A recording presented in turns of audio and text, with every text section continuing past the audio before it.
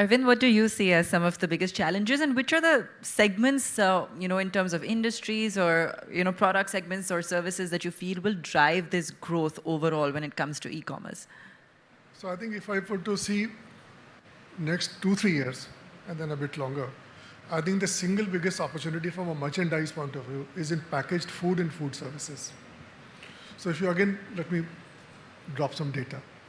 So if it is about $850 billion of merchandise spending, $550 billion, 550, nearly 65%, is on food and food services.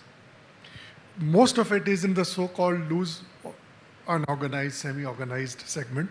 The consumer wants a bit more packaging, a bit more branding, a bit better quality as income levels and aspirations increase. So the single biggest opportunity area for growth, according to me, is food in whichever form.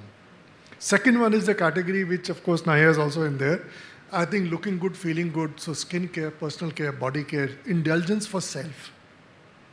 That's a new mindset shift as far as consumers are concerned. The young people and not so young as well finally don't have the guilt for spending money on themselves.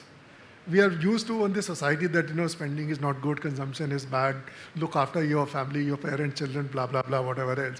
I think finally we don't have to worry about saying, look, if I want to spend X thousand rupees on just putting a body wash, so be it. So skin and body care in some ways is actually, having said so, the absolute numbers are still very small. Let's not get too carried away from a data point of view. These are two areas which I see happening. If I were to look 3 to 5 years, a bit more, I think entertainment, and Gaurav talked about a bit more about this, he knows much more. I think it's also a society which finally says that, look, merchandise is for needs, entertainment is what I'm living for. Games, sports, travel, leisure. So bulk of the aspiration. Even shopping is entertainment. No longer, sir. I'm sorry to say that, but in my opinion, shopping would be a need there. But entertainment forms will be very, very different.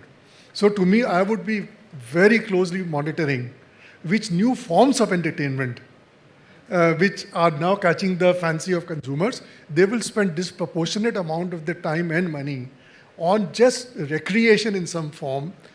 Merchandise, yes, there is aspiration at times, there will be experience needed, but I think the center of gravity in terms of where money will be spent and you can charge value is going to be entertainment. So food and skin and personal care, short-term, entertainment in various forms is, I think, the bigger growth story for India. You want to come in on that, Gaurav? Yeah.